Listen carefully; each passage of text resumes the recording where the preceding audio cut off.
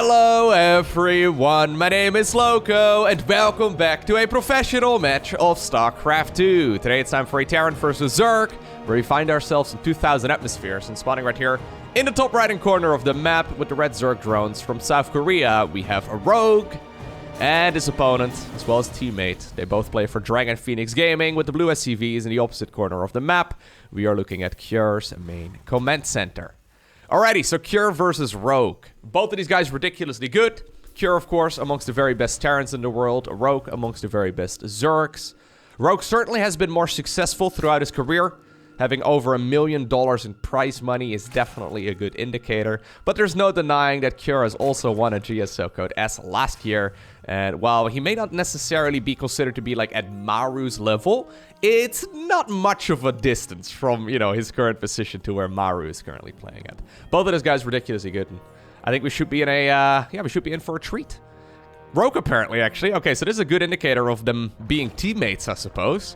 Rogue actually was scouting out, judging right there by the dark spots right there on the minimap, most of the likely proxy locations on his side of the map. So Cure doesn't really strike me as someone who goes for a lot of aggressive proxy rexes, but Rogue apparently thinks otherwise. If you are looking to practice Terran versus Zerg, right, and you have a teammate who's a top tier player, it makes sense that you ask them first, rather than just grinding games out on the ladder. So there's definitely a good chance that Rogue has been proxy rexed a couple of times right here by Cure recently, and he's just playing as safe as he possibly can be. Cure, not really going for an SCV scout right here. It's not common for Zergs to go for a pool first, but since we have seen Dark do that quite a bit recently in his games, I wouldn't be surprised if that's something that Rogue picks up on as well, right? He's probably watching Dark's games too, and he realizes that if that is something that Dark is playing a lot right now, it might very well be something that he wants to incorporate in his own games too. So maybe there was a chance for Rogue to punish his opponent for the lack of SCV scout, or maybe in their practice games, Cure was going for an SCV scout every single time, and now he's purposely skipping it. There's a lot of little mind games that could be going on, especially when you're having a look at games between teammates. Either way, quick third command center right here from Cure as well, after the factory started up. This is one of the classical openers from Terran. It's going to be a quick triple hatch right here for Rogue as well, so he's going to be able to macro up nice and easily. Rogue did send his very first Overlord in a pretty curious little pattern. Normally we have it chilling right here on top of that pillar, right? So this is a high ground where you can kind of like, you know, it's the pervert pillar, right? It's where you can kind of check out exactly what's going on in the natural of the Terran player. You can see if they're starting up a third command center right over here in the front. Instead though, I think that this Overlord will probably fly straight through the main base at about the 3:45-4 minute mark. That's usually the time at which we see Overlords flying in. You can see Jimmy over here in the corner of the main base. Ooh, nice moonwalk right there, Cure. You see that? He just did a, I don't know how he turned around there. Maybe he's got those wheels underneath his shoes. Remember those as a kid? Anyhow, maybe he just gooped them up in Vaseline before he moved out of the barracks. I don't know. Anyways, he's ready to gun down an Overlord that's coming in from the top, but I don't think such a thing will happen in this game. Either way, Hellions, together with that Reaper, are going to start roaming the map. They're here to deal some damage, force some Zerglings out, make sure that the creep is not going to be absolutely out of control already. That's one of the things that the top tier Zergs are very good at. They're very good at just, spreading the creep. If you give them a little bit of wiggle room, they'll get all the info. So, what does Rogue see right here? He sees the timing of literally everything. He hasn't checked the natural gases, so maybe that's the only question mark in his mind, but at this point he knows exactly how many drones he can get away with. Judging right there by the timing on the gases, for example, you can know, okay, there's no way it's gonna be like a... I mean, it wouldn't be a battlecruiser over here anyways with the tech lab situation as it is, but... you can judge a lot of the timings just based off of the gas. So for Rogue right now, he knows how many drones he can get away with and how many workers he can produce before he needs to switch on over to an army. If everything goes according to plan at the very least, then he positions his queens accordingly. Kyordo, opening up with one of those builds that doesn't really require him to deal any sort of damage, and that's one of the reasons why it's super popular to go for a quick third command center.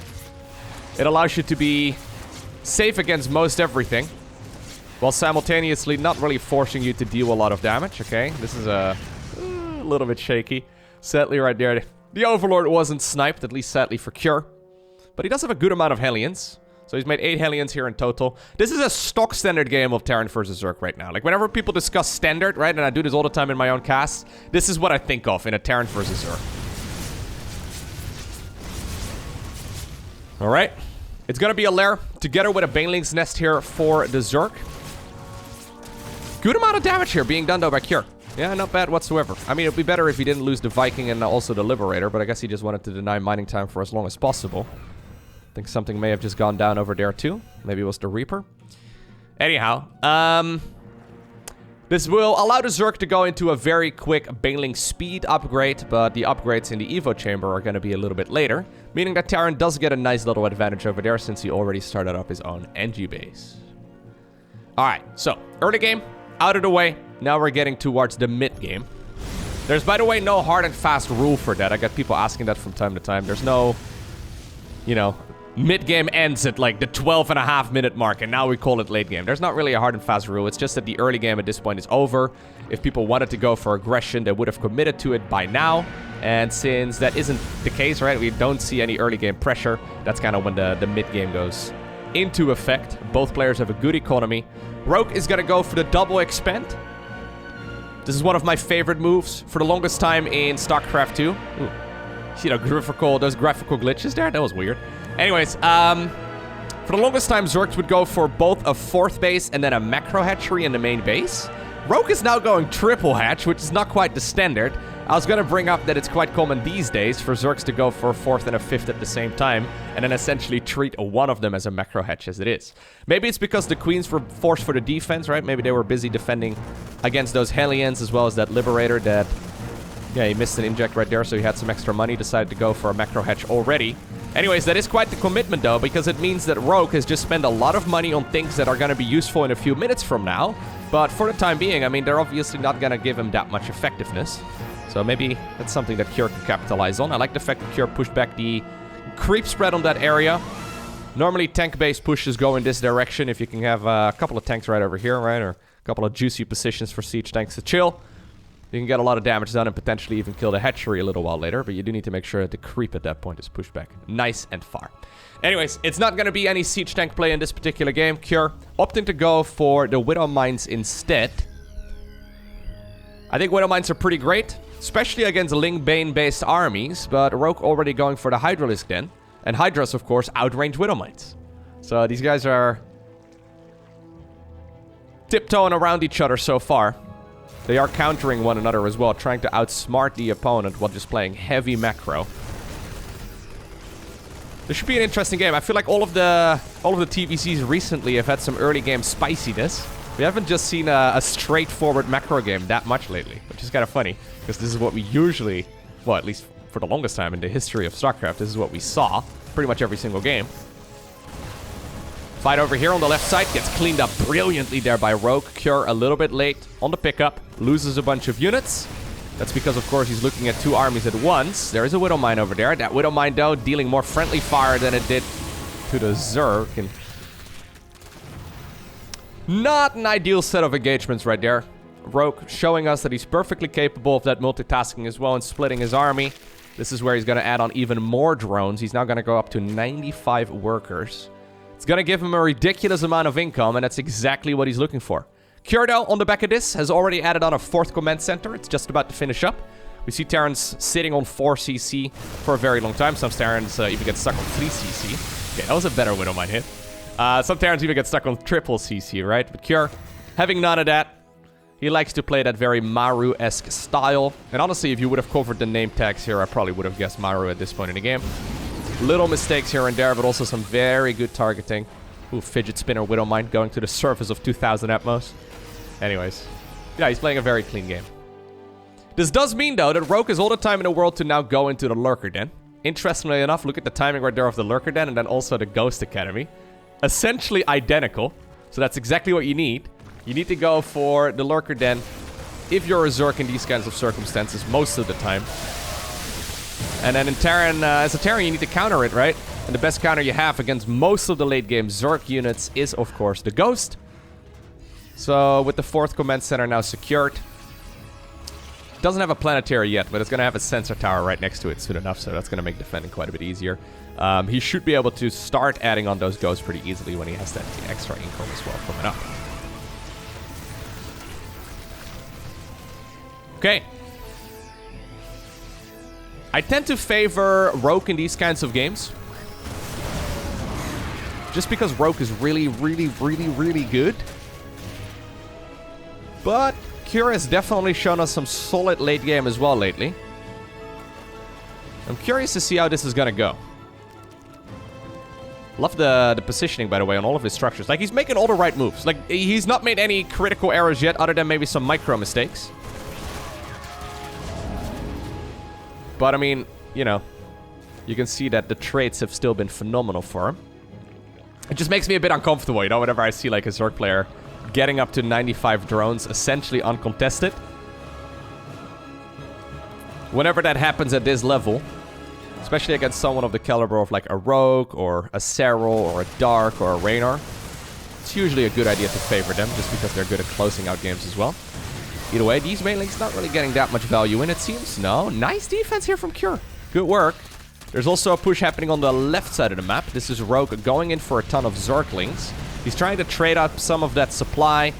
He's got a lot of minerals, so he may as well. He's trying to save his gas for some of those lurker upgrades together with now the Nidus network.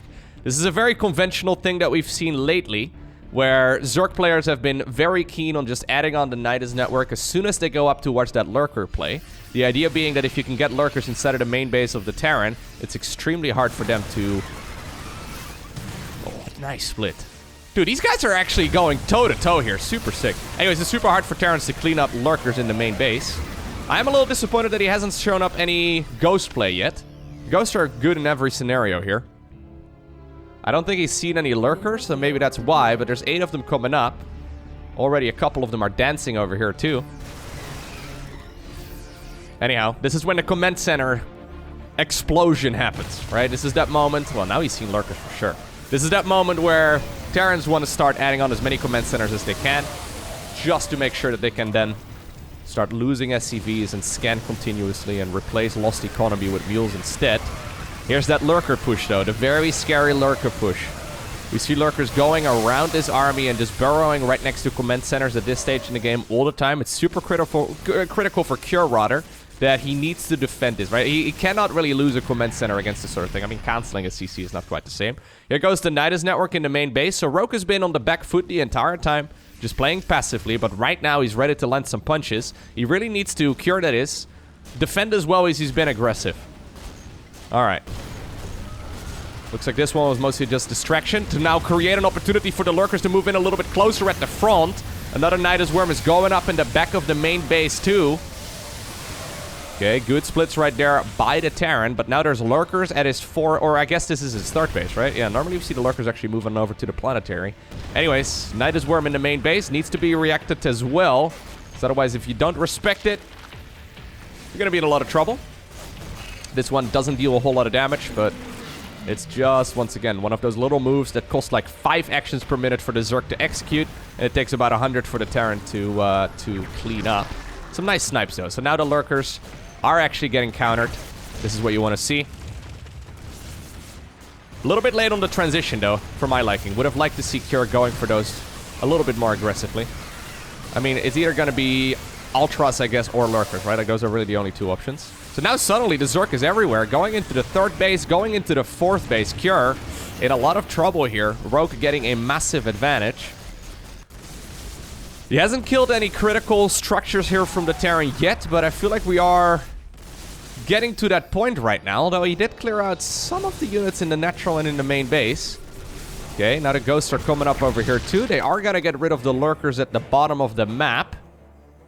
Alright, you know what? Maybe that wasn't the end of the world, but Cure certainly did lose quite a few of his workers there. I guess he never really had that many in the first place. Rogue still mining off of 96. So apparently the way that Cure wants to come back in this game is with a tactical nuke. Okay, snipes going down once again. Not a lot of splash damage available here for the Terran player. Ghosts are getting countered here by banglings, although that split right there by Cure was beautiful. Standing his ground, getting rid of those Zerg units one by one. No splash damage required. Getting rid of some of the lurkers over there too, and some of the creep. Rogue, though, continuously expanding, grabbing one of the high-yield gas right now as well. This is one of those gases that's quite exposed, difficult to mine from, but he's going to try his very best. Rogue also now transitioning towards Vipers, which is another piece to his puzzle here, to go for that ultimate Zerg Death Ball. Pick up the ghost, please. Pick up the ghost. Nice. Keeping a ghost alive is super important. Looks like one of them ended up going down there. At least judging by the never say die. I think that's what happened. Yeah, Rogue is all over his opponent right now, though. So Rogue's entire strategy was to defend until we got towards that maxed out lurker army. And now suddenly he's been laying down the law. That being said, his eco isn't really... Like, his eco is great, but he doesn't have that much money in the bank. I think he actually went a little bit overly aggressive. He's still mining a ridiculous amount of resources. Yeah, 4,000 minerals coming in every minute here, compared to a measly 2.7k for Cure. I guess now that the mules are coming back. All right. You know what? It's starting to catch up here. Those yellow mining machines on the left side of the map helping out quite a bit. Either way, Rogue probably went a little bit overly aggressive, and Cure... It's getting into a pretty good spot here. It looked like he was up with his back against the wall, but this is the beginning of a comeback for sure. He's now secured his side of the map once more. He's making sure he doesn't just lose the base at the 6 o'clock, plus he's holding on over here. Rogue in the meantime, though, taking all of the expos in the bottom right-hand corner, and he's also taking the one in the top left. This expo is usually one that the Terran also acquires, but there's already a bunch of creep ready to cover that base. Okay. Impressive micro here from Cure. Now, Rogue, though, since his creep spread is so sick... Actually, hold that thought. Ah, where's the nuke? Okay, we missed the nuke. I fat-fingered my hotkeys there. Anyways, Rogue, he's got a lot of creep spread. And he's got to be able to maneuver around the map very easily, too. Banelings right now going in at the 6 o'clock position. Is there enough, though, to actually kill that command center SCVs? Try to keep it alive. CC does live.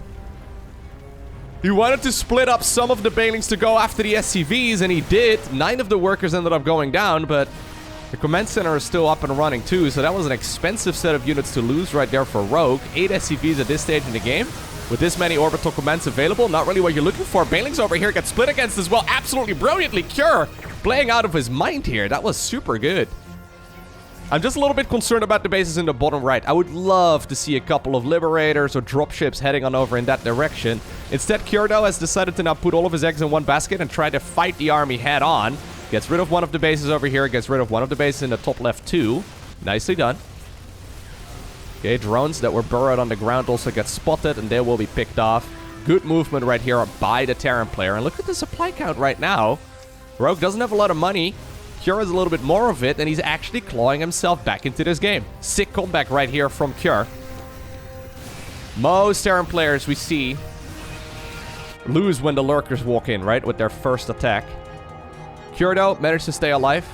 Going very heavy, biological army focused. He really needs to start moving, though, some of these units over. Maybe take this expo over here, or the one in the top left. Yeah. Okay. Zerg, though, with that creep spread, right? He can go from the bottom right corner and then still defend at home in time as well. And that's super scary. So that's exactly what we see right now. Rogue abusing that Zerg mobility. Or using, depending on who you ask. Anyways, a couple of Zerg units are going to be needed up here. Instead, though, they're going in for the counterattack. Oh my god, Cure even saving some of the workers right there by popping them into the command center and squeezing them to the other side. No target firing right here from Cure, though, with the fight up north, so the hatchery is going to stay alive for now, but I guess it doesn't really matter. There's not that many minerals remaining over here. Nidus Network in the top left-hand corner. Rogue bringing a changeling to the party, too. My god, these guys are everywhere. Okay. Finally, he's going to start working on the bases in the bottom right, and I think this is actually super critical. Cure with an epic comeback, but he's not there yet. Rogue's economy is still insanely good. He needs to continue playing at the same pace. He needs to leave the top left. The top left isn't really any value anymore. There's lurkers over here defending this choke point too. This is where the lifeline of the Zerg is actually at. Like, the bases are starting to run low, other than the ones in the bottom right-hand corner. Okay. That's exactly why Rogue is also pushing in this direction. He knows that he needs to get some space going here. A couple of units were saved, but it looks like the command center here, it's gonna fly and maybe actually survive this onslaught. Yeah, Cure's still focusing attention to the top left. I mean, he wants to keep these bases alive, which I get, but... Okay, now he finally found out about the base in the bottom right, too. Hello. He's busy microing other fights. Anyways, command center does live at the 6 o'clock position, so that one's gonna be able to mine another day. This is giving a lot of time right now, though, for Rogue. That's exactly what Rogue wanted.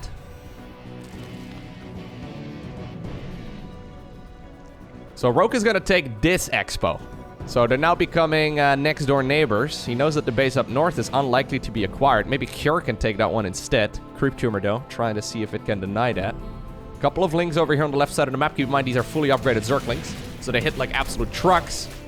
None of those measly Zerglings from the early game. Burrow being used here as well, but luckily Cure. Dude, Cure! Cure is so good. Loving it. Like, we all know Rogue is really good, right? We also know Cure is really good, but... Cure playing out of his mind here. Very good stuff. He needs to... Dude, he needs to start working on this. Like, there's so much room here for Liberators to get working. Like, I feel like a Lurker... Oh, sorry, a Liberator over there in the bottom right corner shooting away with Liberator ranged would be amazing. That being said, though, Rogue going towards this soft underbelly of the Terran over here, right? Yeah, this is actually such a killer position for those Lurkers to occupy. That's exactly what Rogue has been trying to get done here for a while. How do you break this? This is in, like, you know, it's like a crossroads over here, right? Like, it's a full intersection. And even though there is some damage being done over here in the top left, okay, that one will be cleaned up. How exactly... Okay, he just walks by. I was gonna say, how is Cure gonna get into that section of the map? I actually think Rogue probably should have stuck in there for a little while longer. Instead, though, he's gonna give up that position and go for the base down south. I wonder if he could have gone into the main base instead. Anyways, now Liberators are finally being added on, since there's not a whole lot of abduction available here for Rogue. I think Liberators would have actually been amazing a little bit sooner on as well. 18 SCVs have gone down. Command Center finally also got picked off, and Rogue has now secured the new base in the bottom right. Okay, that was a killer move. Is this a comeback into a comeback, by the way? Because I thought Cure was winning this game after I thought that Rogue was winning this game. But now I think after Cure was winning the game, Rogue is once again winning the game. Comeback into comeback?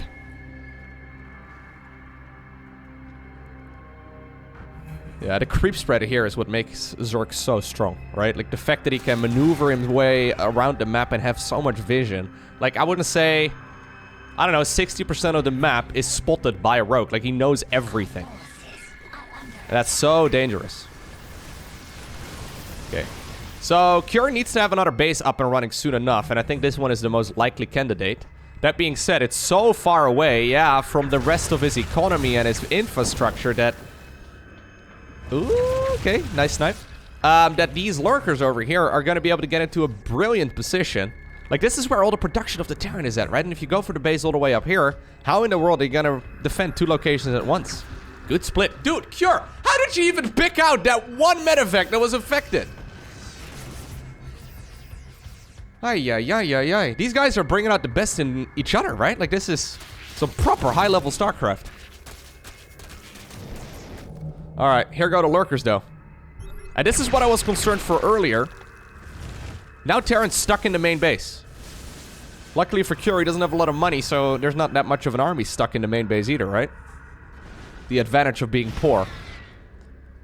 Rogue, in the meantime, has bought a ton of time for himself. And look at this. This expo over here, this is supposed to be one of the Terran's bases, right?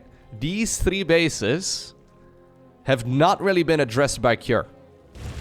And it's now becoming a huge issue. Rather than taking the base up here, he could have gone after the bases in the bottom right. So this Liberator, man, this expo over here has been completely exposed for the better part of, I want to say, 10 minutes now. Infestors are added into the mix. Keep in mind, Infestors here, they have fungal growth. Do they have neuroparasite as well? I don't see the little icon, so I don't think he does have it, but he can still pop out of the ground and just hit a massive fungal, and at that point, if Cure's units can't move, the Lurkers get into a brilliant position and murder everything, so that's what Rogue is trying to aim for right now. Rogue, once again, slowly but surely, getting to a maxed out state, adding 10 additional Lurkers into the mix. The counter to the Lurker, of course, is the Ghost. 21 Lurkers versus 10 Ghosts, though. Starting to be a little bit concerned for my boy Cure.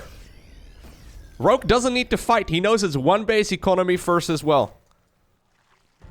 I don't know how much this really is. It's like 1.5. Either way, he knows that he's going to get the upper hand. Still, though, if he can get into a good spot, that's obviously nice. This base has now been acquired here by Cure.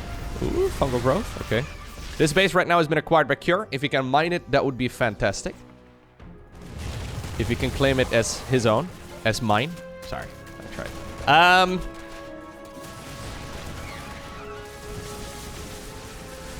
Yeah, those lurkers just picking off reinforcements as they wander on over towards the main army. I mean, these guys are legends at dodging most of those spines. Quite impressive, really. That guy just made it in there. Not even a bit of damage on its armor. Actually kind of sick. How did he do that? He just walked through the valley of spines. Didn't care. Anyhow. Rogue's supply has been growing. And Cure's supply has been dropping.